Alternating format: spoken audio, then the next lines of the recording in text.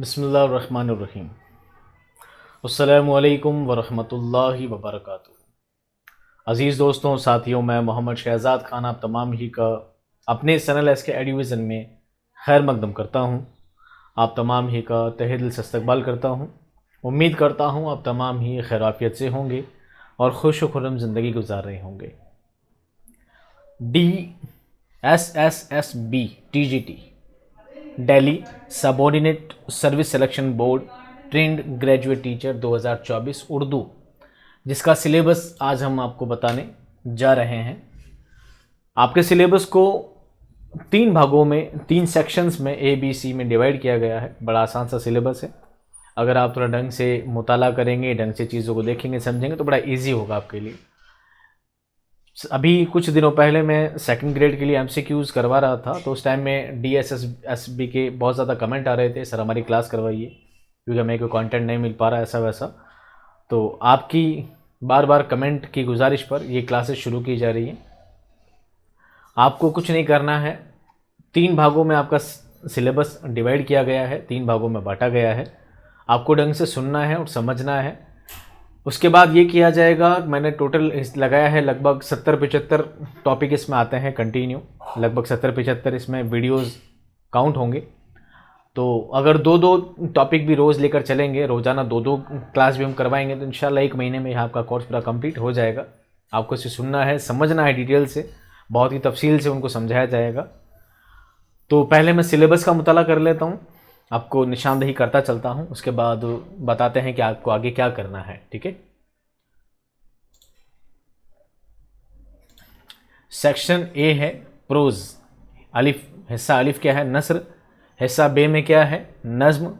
और हिस्सा जीम में है स्पेशल क्लासेस, उर्दू अदब से मुतालिक। ठीक है। सेक्शन ए में क्या क्या टॉपिक हैं देखिए। पहला टॉपिक है उर्दू ज़बान का आगाज़ व इर्तिका। एक ही क्लास में या 2 क्लास में पूरा कंप्लीट करवा देंगे।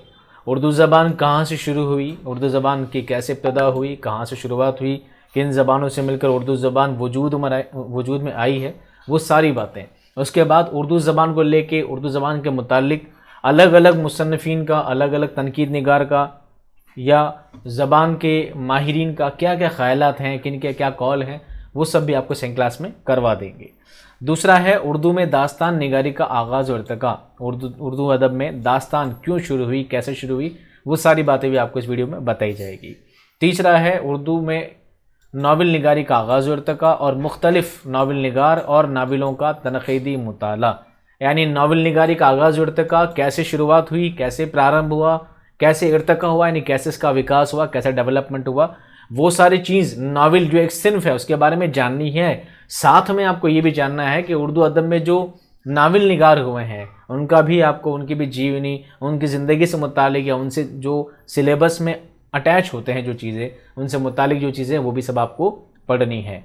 तो नावल निगार कौन कौन है? डिप्टी नज़ीर अहमद, मिर्ज़ा हादी रसवा, खुर्रतुल ऐन हैदर, प्रेमचंद, जीलानी बानो और इस्मत चुगताई। कौन है दोस्तों? इस्मत चुगताई। इन सभी के बारे में हम नावलों के बारे में पढ़ेंगे।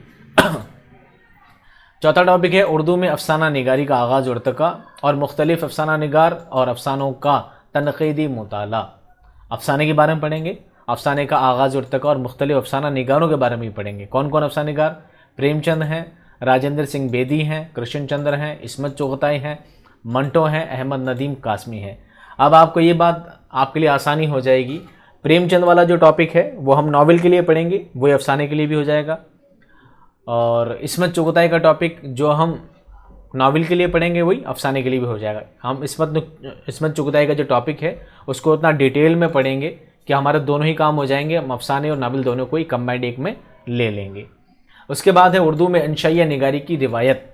उर्दू में इंशाइया निगारी कैसे आगे बढ़ी है उसके बारे में पढ़ेंगे। मोहम्मद हुसैन आज़ाद, पतरस बुखारी, ख्वाजा हसन निज़ामी, बलराज मुनीर, रशीद अहमद, कन्हैया लाल कपूर और देवेंद्र सत्यार्थी, ये सारे लोग कौन हैं दोस्तों? ये इंशाइया निगार हैं उर्दू के, जिसमें से पतरस बुखारी और कन्हैया लाल हुसैन तो बहुत ही आला दर्जे के हैं। इनके बारे में बारी बारी पढ़ेंगे। सभी वीडियो आपको डेली 2-2 प्रोवाइड करवा दिए जाएंगे। आपको सिर्फ देखना है, सुनना है, समझना है बस। उर्दू में ड्रामा निगारी का आगाज़ और इर्तिका और मुख्तलिफ ड्रामे और ड्रामा निगारों का तहकीकी मुताला। ड्रामा निगारी सिन्फ के बारे में जानना है कि ड्रामा निगारी कैसे वजूद में आई, कैसे परवान चढ़ी और कैसे ये बाद में उरूज पे पहुंचने वाली सिन्फ कैसे जवाल पजीर हो गई, यानी कैसे ख़त्म हो गई। ये सब बातें भी हम ड्रामा निगारी की सिन्फ में पढ़ेंगे। ड्रामा निगार कौन कौन है? आगा अशर काश्मीरी, मोहम्मद मुजीब, इम्तियाज़ अली ताज और अमानत लखनवी। ये सारे कौन हैं दोस्तों? ये सारे हैं ड्रामा निगार। इसके बाद उर्दू नस्र में क्या बच जाता है? उर्दू में खाका निगारी की रिवायत, ये नागरी हो गया, निगारी होना चाहिए, निगारी की रिवायत। और खाका निगार किसको पढ़ना है? मौलवी अब्दुल हक को। किसको पढ़ना है? मौलवी अब्दुल हक को। उर्दू में रिपोर्टाज निगारी, रिपोर्टेज जिसको कहा जाता है, एक 12th क्लास में चैप्टर भी है, पौधे, है ना। उर्दू में मजमून निगारी की रिवायत, अहमियत। उर्दू में सफ़रनामा निगारी का आगाज़ और इर्तिका। उर्दू में सवाने निगारी और उर्दू में आप बीती की रिवायत। आप बीती 12th क्लास में एक चैप्टर भी है, इस आबाद ख़राबे में अख्तरुल ईमान का है, वो आप बीती से रिगार्डिंग है, ठीक है। तो ये सब चीज़ें भी आपको चेक करनी है। अब आप ये चीज़ नोटिस करेंगे, ये जो टॉपिक है ना लास्ट में सारे, आप बीती, सवाने निगारी, सफ़रनामा, मजमून, रिपोर्टाज, ये सभी NCERT इसको फॉलो करती है। मैं किताब दिखा देता हूँ आपको NCERT की। ये देखिए, ये क्लास 12th की NCERT किताब है। इसमें आप बीती है अख्तरुल ईमान की, रिपोर्टाज है कृष्ण चंद्र की, इंशाइया है ख्वाजा से निज़ामी, मच्छर एक चैप्टर है, तंजुमिज़ा में तंजुमिज़ा ही इंशाइया निगारी को ही क्या कहा जाता है? तंजुमिज़ा कहा जाता है। कन्हैयालाल कपूर की सफ़रनामा पूछा गया है, किसका? रामलाल का है, जर्द पत्तों का, और खाका अहमद जमाल पाशा का। यानी सारी की सारी कंटिन्यू 1 by 1 चैप्टर हैं जो कि NCERT से फॉलो होते हैं, और हमने पूरी कोशिश की है आपका पूरा सिलेबस हम NCERT को फॉलो करके ही पढ़ाएंगे। अब बात करते हैं हिस्साए नज़्म यानी सेक्शन बी, पोइट्री के बारे में। उर्दू में कसीदा निगारी का आगाज़ और इर्तिका जानना है, कसीदा निगारी के सिन्फ के बारे में भी जानना है, इसका आगाज़ और इर्तिका भी जानना है। और कसीदा निगार कौन है?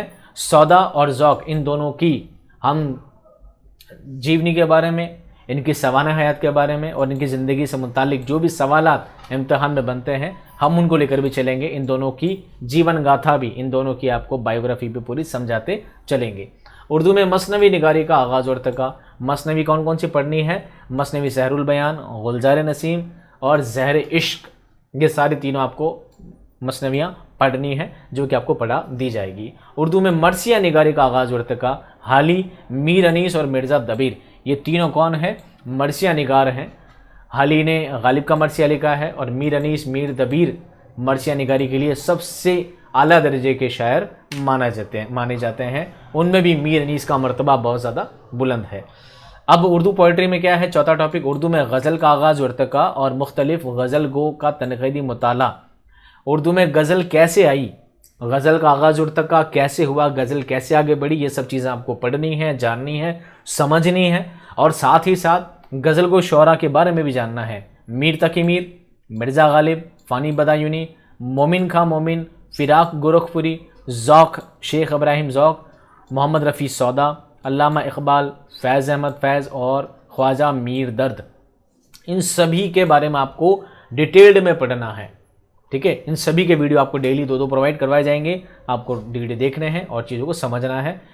उर्दू में नज़्म निगारी की रिवायत, नज़्म की मुख्तलिफ असनाफ़ और मुख्तलिफ नज़्म निगार कौन कौन? इकबाल हाली। उर्दू में नज़्म कैसे आई, नज़्म किसे कहते हैं, नज़्म की मुख्तलिफ असनाफ़ कौन कौन सी होती है, आज़ाद नज़्म कौन सी होती है, मुअर्रा नज़्म कौन सी होती है, पाबंद नज़्म कौन सी होती है, वो सब चीज़ें भी आपको सवाल उससे भी बनते हैं, आपको वो चीज़ भी बताई जाएगी। साथ में आपको अल्लामा इकबाल और अल्ताफ़ हुसैन हाली, इन दोनों की मंजूमात के बारे में भी बताना है क्योंकि इनसे रिगार्डिंग भी सवाल आपके बनेंगे। अब बात करते हैं दोस्तों आपके लास्ट टॉपिक की। आपका लास्ट टॉपिक है हिस्सा जी मुतफर्रिकात, जिसमें स्पेशल स्टडी के बारे में बताया गया है। इसमें टोटल 4 टॉपिक ही दिए गए हैं आपको।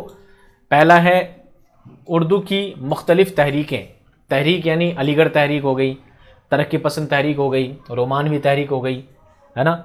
इस तरह उर्दू में काफ़ी तहरीकें हुई, इन तहरीकों के बारे में पढ़ना है। दूसरा टॉपिक है उर्दू के मुख्तलिफ दबिस्तान का तनक़ीदी जायज़ा।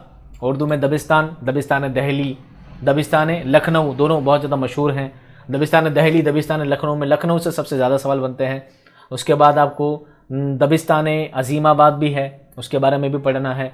उर्दू के मुख्तलिफ रुझानात का तनक़ीदी जायज़ा आपको ये भी पढ़ना है। और उर्दू में दक्कनी अदब का आगाज़ व इर्तिका, यानी दक्कन में अदब कैसे शुरू हुआ और कैसे परवान चढ़ा, दक्कन में कैसे शेर व शायरी परवान चढ़ी, दक्कन में कैसे नस्र परवान चढ़ा, दक्कन में कैसे नज़्म परवान चढ़ी, ये सारे के सारे टॉपिक आपको देखकर समझने हैं। इन सभी के ऊपर आपको डेली वीडियो प्रोवाइड करवा दिए जाएंगे। आपको बस ये बताना है, रोज़ाना 2 वीडियो से उम्मीद करता हूँ 1 महीने में आपका सिलेबस कंप्लीट हो जाएगा। उम्मीद मुझे पूरी है। जैसे ही आपका सिलेबस कंप्लीट हो जाएगा उसके बाद फिर आपके लिए MCQ सीरीज़ लगाई जाएगी। क्या लगाई जाएगी? MCQ series. रोज़ाना आपको कम से कम भी आपको 100 सवाल एक दिन में रोज़ करवाए जाएंगे, ताकि इम्तहान तक आपके कम से कम 500 से 1000 सवाल आपके कंप्लीट हो जाएंगे, जो आपके इम्तहान के लिए आपको बूस्ट देंगे। अब आपको सिर्फ ये बताना है, अगर आपको ये वीडियो पसंद आया है और आपको लगता है कि हाँ आपको मेरे वीडियो पसंद आते हैं, आप मेरा चैनल देख चुके हैं, तो आपको इस वीडियो को लाइक करना है सबसे पहले, ताकि मुझे कोशिश करूं, ताकि मेरा हौसला बुलंद हो और मैं आपके लिए जल्द से जल्द सारे वीडियो प्रोवाइड कर दूं। अगर एक दिन में इस वीडियो पर 500 व्यूज़ आ जाते हैं और 100 लाइक आ जाते हैं तो फिर समझ लीजिए आपका काम बन गया। कल से ही आपको क्लास मिलना शुरू हो जाएगी।